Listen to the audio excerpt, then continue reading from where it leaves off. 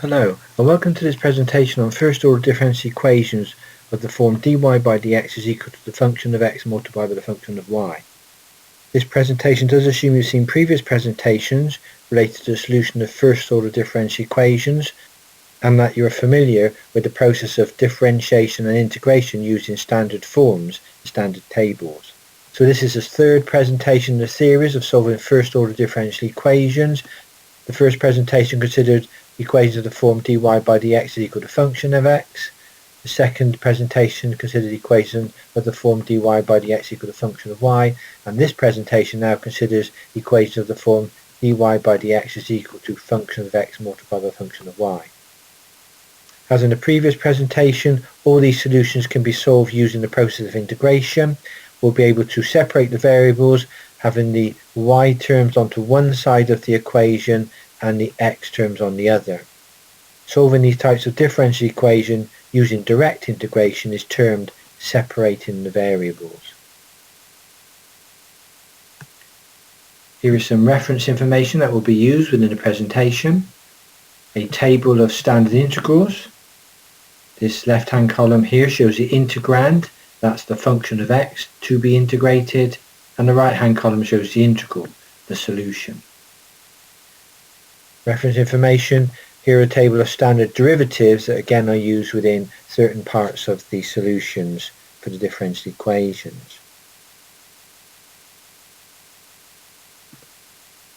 Further reference information, the laws of logarithms, the laws and the rules of indices, and also various trigonometric ratios that can occur in some of the questions.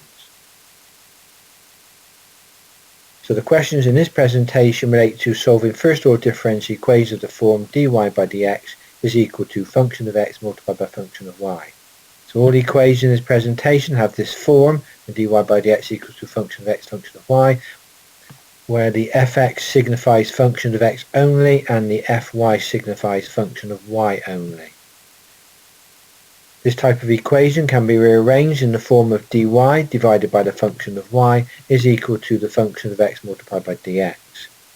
If we integrate both sides, this provides a solution of the integral of dy over the function of y equals the integral of function of x multiplied by dx. So the left-hand side of the equation above is the integral of the function of y with respect to y, and the right-hand side of the above equation is the integral of the function of x with respect to x. When two variables can be arranged into the two separate groups shown above, each consisting of only one variable, they are termed separable. Example 3. We're asked to solve 4x multiplied by y squared multiplied by dy by dx, and that's equal to 5 plus y cubed. This is the form dy by dx is equal to function of x function of y.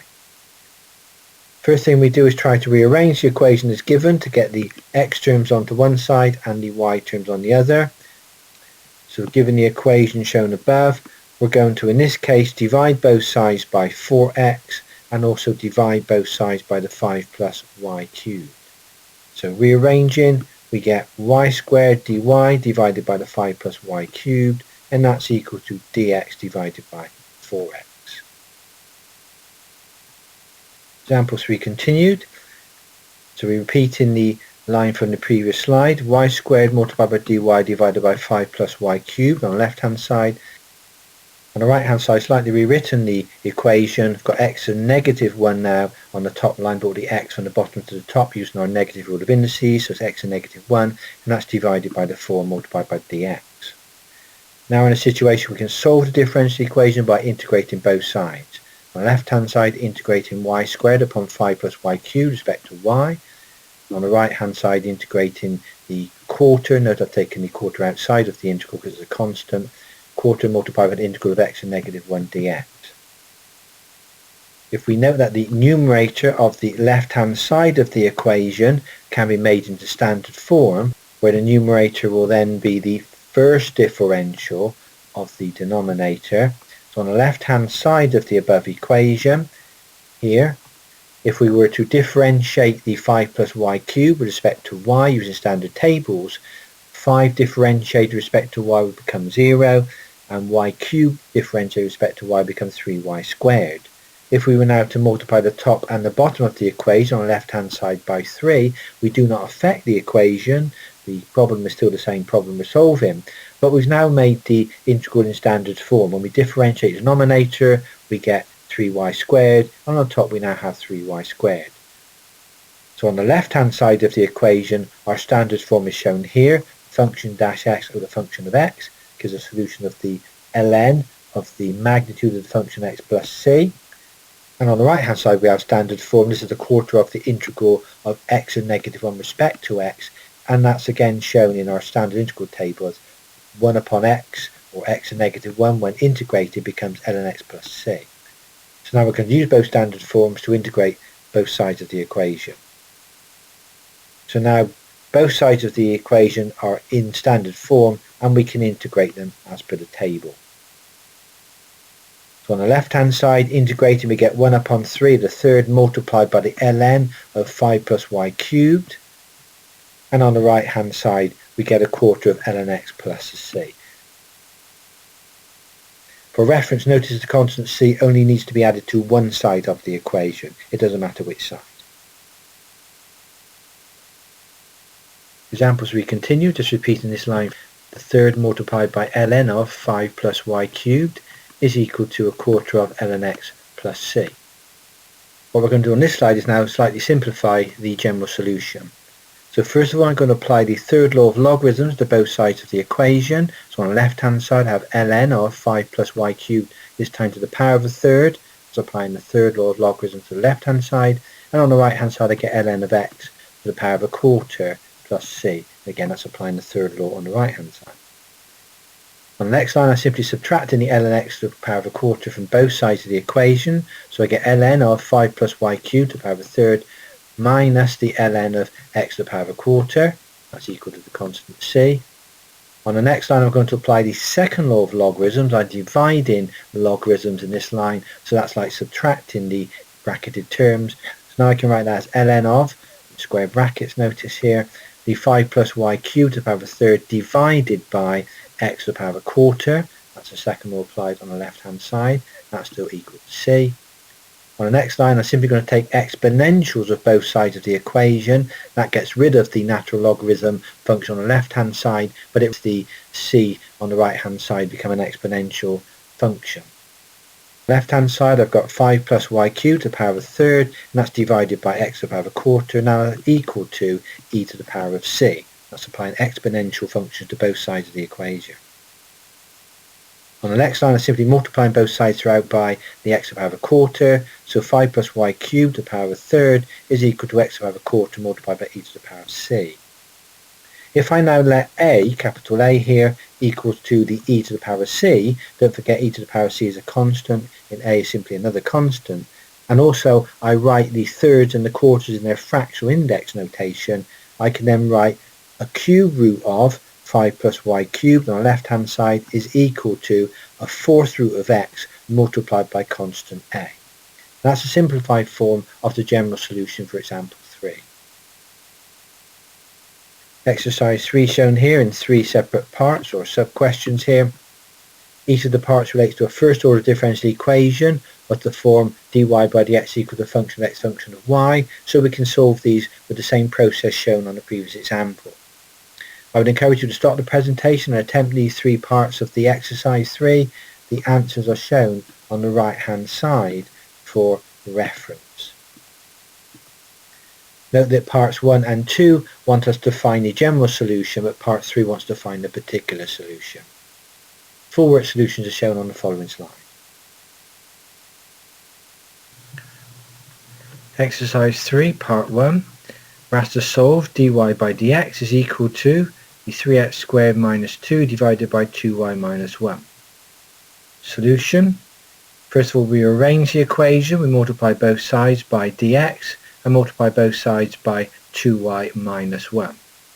So we end up with 2y minus 1, notice in the bracket, multiplied by dy, and that's equal to 3x squared minus 2, again in the bracket, multiplied by dx. Notice that we must have the brackets as shown. Both sides of the equation are in standard form. They're all of the form ax to the n, so we can integrate them to find the solution of ax to the n plus 1 over n plus 1 plus the constant of integration c. To integrate on the left hand side, the integral of 2y minus 1 with respect to y is equal to, on the right hand side, the integral of 3x squared minus 2 with respect to x. For our standard tables above, integrating 2y with respect to y becomes 2y squared upon 2. Integrating negative 1 with respect to y becomes negative 1y or negative y. On the right hand side, integrating 3x squared with respect to x becomes 3x to 3 upon 3. We can simplify the equation by noticing the 2's here cancel and also the 3's here cancel. So the solution simplifies on the left hand side to y squared minus y is equal to x cubed minus 2x plus the constant integration c. And there's our general solution for exercise 3 part 1. Exercise 3 part 2. We're asked to solve the differential equation 2xy multiplied by dy divided by dx is equal to 1 plus y squared. Here's the solution.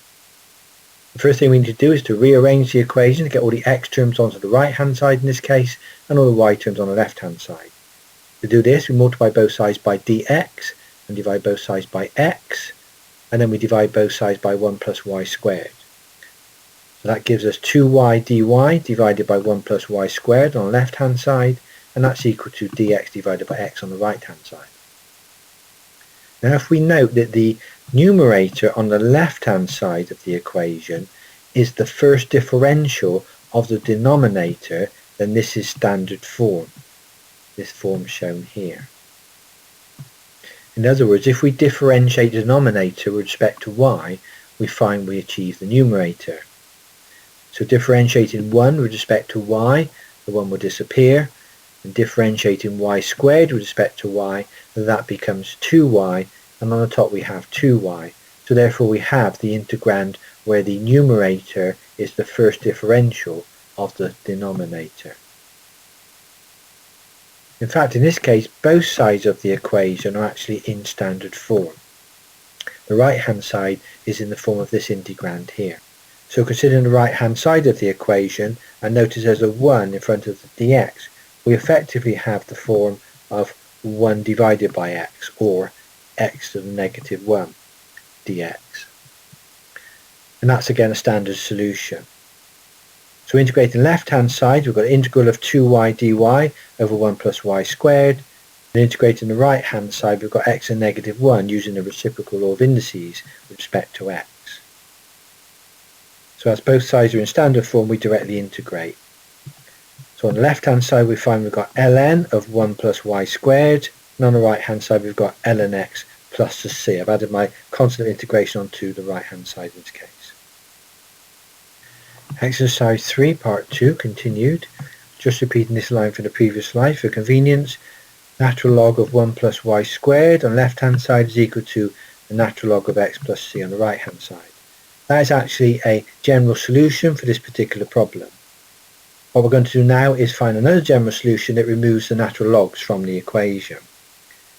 So rearranging, I subtract the ln x from both sides of the equation, so ln of 1 plus y squared minus the ln x is equal to the constant c. Applying now the second law of logarithms, so ln of now big square brackets here of 1 plus y squared divided by the x is equal to the c. If I take exponentials of both sides of the equation, then the natural logs will disappear on the left hand side, but the constant now becomes the power of the exponential function on the right hand side. So I write 1 plus y squared divided by x is equal to e to the power of the constant c. And on the next line I simply multiply both sides by x, so 1 plus y squared is equal to the x multiplied by e to the power of c. If we now let constant a equal e to the power of c, which is a constant in itself, then we can write the expression as 1 plus y squared is equal to x multiplied by a. And there's another general solution to this problem. This time it does not involve the natural logarithms. Exercise 3 part 3, we're asked to solve the first order differential equation dy by dx is equal to 3 multiplied by e to the power of 2x minus 3y. In this case we're given a boundary condition when y is equal to 0 x is equal to 0. So implicitly we have to find not just a general solution this time, but also the particular solution. So as we know with this type of problem, the aim is to get all the x terms onto one side of the equation and the y terms on the other. Because I've got e to the power of 2x minus 3y, I need to split the exponential into two separate terms, an x term and a y term. And to do that, I refer to the laws of indices and the first law. I'm going to take the expression from e to the power of the 2x minus 3y, and I'm going to write it in the form of e to the 2x multiplied by e to the negative 3y. And that's what's been done here. dy by dx is now equal to 3 multiplied by, and I've got two separate exponentials now, e to 2x multiplied by e to the negative 3y. This now allows me to rearrange the equation to get all the x terms on the right hand side and the y terms on the left hand side. So in this case, multiplying both sides by dx and dividing both sides by e to the negative 3y, I can now write another line of dy divided by e to the negative 3y is equal to 3 multiplied by e to the 2x multiplied by dx. Written on the left hand side, if I bring the e to the negative 3y to the top line, or into the numerator, I can write it as e to the positive 3y multiplied by dy, and that's equal to 3 multiplied by e to 2x multiplied by dx. Now both sides of the equation here are in standard forms, so we can integrate them directly. This is the integram we're going to use. So integrating the left hand side of the equation, that's integral of e to the 3y with respect to y, and that's equal to on the right hand side 3 outside the integral here of e to the 2x with respect to x. Using our standard form of e to the ax becomes 1 upon a multiplied by e to the ax plus the constant integration. On the left hand side I get e to the 3y divided by 3, and that's equal to 3 multiplied by e to the 2x divided by 2 plus my constant.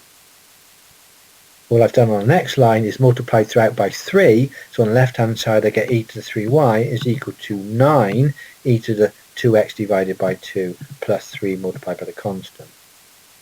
Noting that 3 multiplied by c is another constant, I could now call that d, and d is equal to 3c in this case. So I can write the equation as e to the 3y is equal to 9 multiplied by e to the 2x divided by 2 plus the constant d. And I've called that equation 1 here. Exercise 3, part 3 continued. Just repeated equation 1 from the previous slide for convenience. We're now going to impose the boundary conditions given to us in the question. That was when x is equal to 0, y is equal to 0. So now what we do is put the values of x equal to 0 into the equation 1 wherever we see an x, so that substitutes in here. And we put the value of y is equal to 0 wherever we see a y in the equation, so that substitutes in here.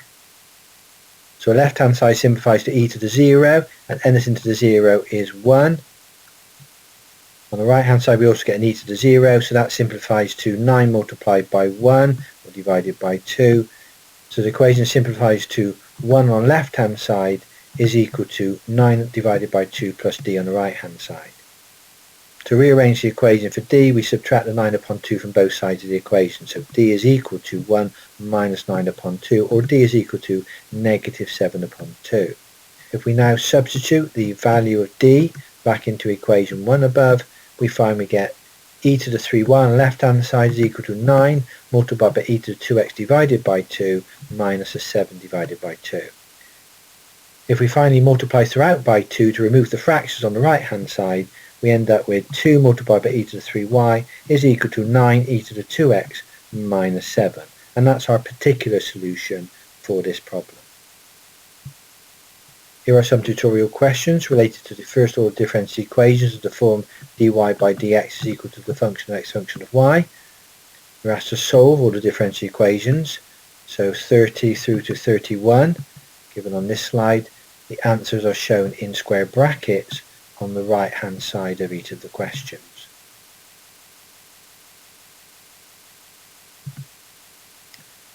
Tutorial questions continued, questions 33 through to 36, and again the answers are shown in the square brackets here. Tutorial questions continued. Question 37 asks us to show the solution of the equation given here, the xy dy by dx equal to 1 plus 2 multiplied by y squared is of the form y is equal to the square root of x to the 4 multiplied by k minus 1 all divided by 2. K is a constant in this case. Similar question 38, we have to show again that the solution to the differential equation as given in the question. Question 39, we're asked to prove that y is equal to x is a solution of the equation given here when we have boundary conditions of x is equal to 1 and y is equal to 1. 40, we have to solve the equation.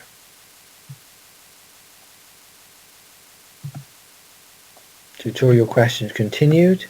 Question 41, again we've got to find the solution. It's a particular solution we're looking for here given the boundary conditions of x equal to 1, y is equal to 2. In question 42 again we have to solve the equation. We're looking for the particular solution given that y is equal to 2 when x is equal to pi upon 4. Be careful with this question because the use of radians for the angles is essential here. Again, the solutions are shown in the square brackets after each of the questions. Tutorial questions continued. Question 43 relates to an electronic circuit. We're given a differential equation in the question. We're asked to solve the equation for v given values of v is equal to 0 and t is equal to 0. That will allow us to find our particular solution, and then we can evaluate v given some parameters of e, c, r and t. So we're using the equation to find the final answer. Answer shown again in the square brackets here. The first part is the particular solution that you derive from your integration process, and the second part is the evaluation when we put the above values into the particular solution. Tutorial questions continue. Question 44, we're asked to find the adiabatic expansion of a gas. We're given a differential equation here where Cp and Cv are constants in this particular case. We've got to show that Pv to the power n is a constant given that n is equal to Cp upon Cv. In question 45, we're given the streamlines of a cylinder of radius a in a stream of liquid at ambient velocity v are given by the equation dr by d theta is equal to r multiplied by a squared minus r squared or divided by a squared plus r squared, and that's multiplied by cot theta. Don't forget cot theta is 1 upon tan theta. R is the distance of the centre of the cylinder from the applied force, the line joining them being an angle theta to the direction of the liquid flow. We've got to solve the equation. There's a hint in the question to let the a squared plus r squared equals to a squared minus r squared plus 2r squared. Solution shown in the square bracket. Here's the bibliography used to help generate this presentation. Very good engineering textbook on this subject. And I hope it's been of interest to you. Thank you for viewing.